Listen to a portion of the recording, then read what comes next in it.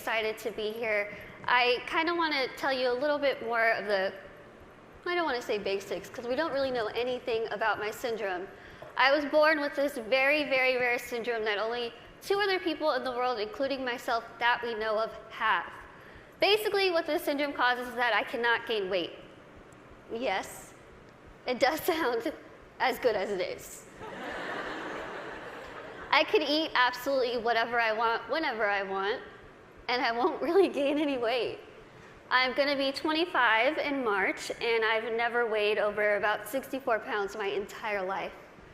When I was in college, I hid, well, I didn't hide, it was, everyone knew it was there, but it was a giant tub of Twinkies, donuts, chips, Skittles, and my roommate would say, I could hear you at 12:30 reaching under your bed to get food. But I'm like, you know what? It's all right. I can do these things because there are benefits to this syndrome. There are benefits to not being able to gain weight. There are benefits to being visually impaired. There are benefits to being kind of really small. A lot of people think, Lizzie, how in the world are you saying there's benefits when you can only see out of one eye? Let me tell you what the benefits are, because they're great. I wear contacts, half off contacts. When I wear my reading glasses, half off prescription. If somebody is annoying me, being rude, stand on my right side. It's like you're not even there. I don't even know you're standing there. Right now, if I stand like this, I have no clue that there's this whole side of the room. Also, being small, I am very willing to volunteer myself to go to Weight Watchers, go to some gym and say, hi, I'm Lizzie. I will be your poster child. Put my face on whatever you need and I will say, hi, I use this program. Look how well it worked. Even though there are really amazing things that have come from this syndrome, there are also things that have been very, very difficult, as you can imagine. Growing up, I was raised 150% normally. When I was my parents' first child, and when I was born, the doctors told my mom, your daughter has no amniotic fluid around her at all. So when I was born, it was a miracle that I came out screaming. The doctors told my parents, we just want to warn you, expect your daughter to never be able to talk, walk, crawl, think, or do anything by herself. Now, as first-time parents, you could think that my parents would say, oh no, why? Why are we getting our first child to have all these unknown problems? But that's not what they did. The first thing they told the doctor was, we want to see her, and we are going to take her home and love her and raise her to the best of our abilities. And that's what they did. I credit pretty much everything that I've done in my life to my parents. My dad is here with me today, and my mom is at home watching. Hi, Mom.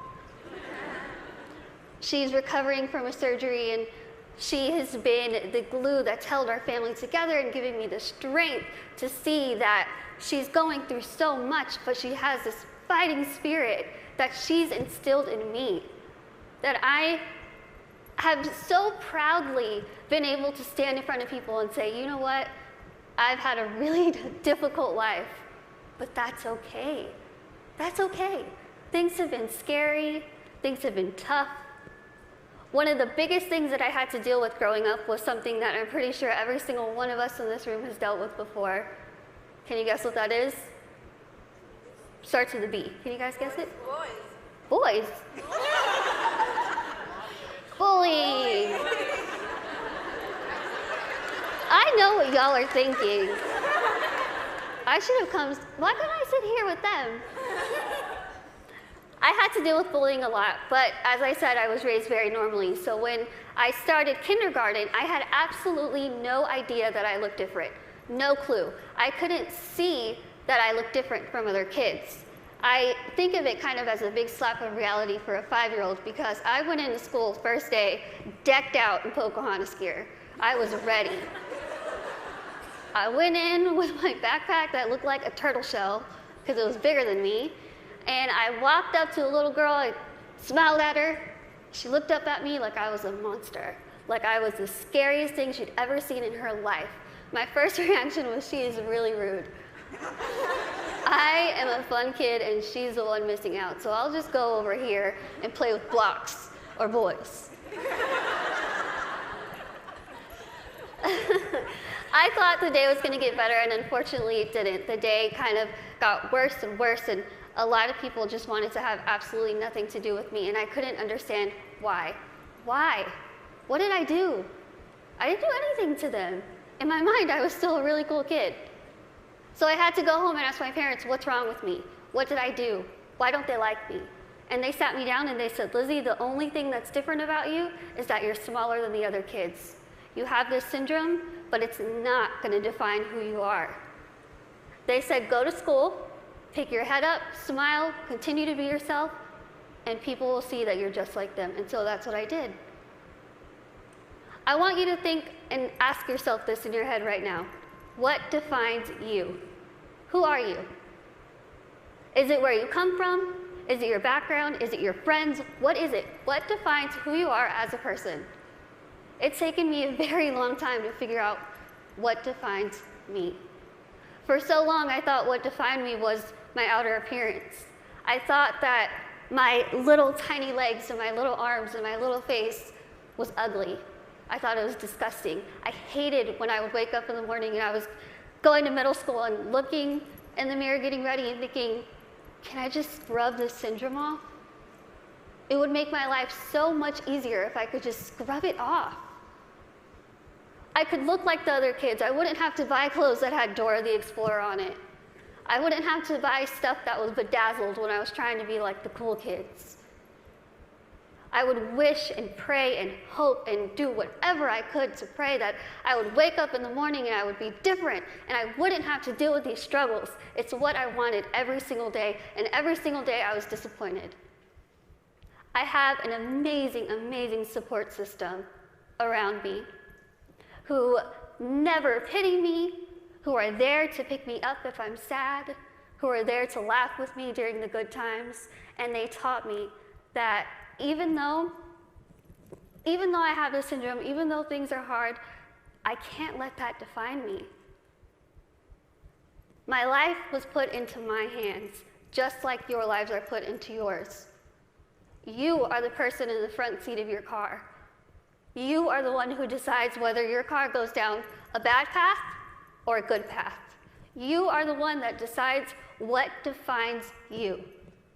And let me tell you, it could be really hard to figure out what defines you.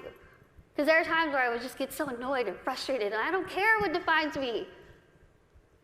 When I was in high school, I found a video, unfortunately, that somebody posted of me, labeling me the world's ugliest woman.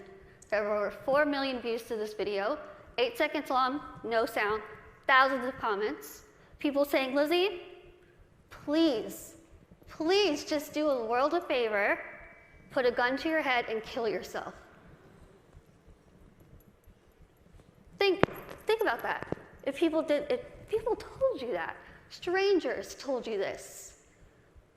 I cried my eyes out, of course, and I was ready to kind of fight back, and something kind of clicked in my head, and I thought, I'm just going to leave it alone. I kind of started realizing that my life is in my hands. I could either choose to make this really good, or I can choose to make this really bad. I could either be grateful and open my eyes and realize the things that I do have and make those the things that define me. I can't see out of one eye, but I can see out of the other. I might get sick a lot, but I have really nice hair. Thanks. You guys are like the best little section right here. Why did you lose my train of thought?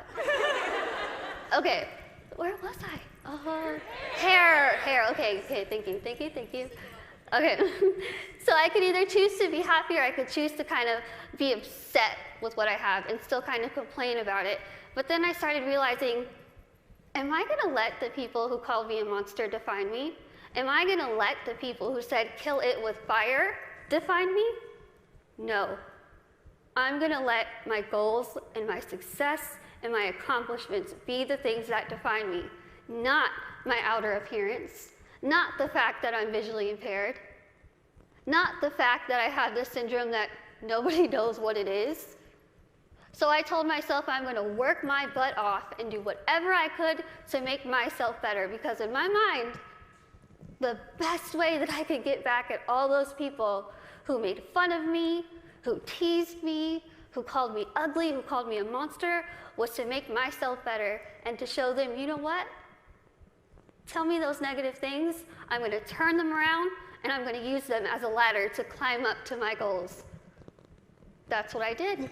I told myself I wanted to be a motivational speaker, I want to write a book, graduate college, have my own family, my own career. 8 years later, I'm standing in front of you, still doing motivational speaking. First thing, I accomplished it. I wanted to write a book. In a couple weeks, I will be submitting the manuscript for my 3rd book.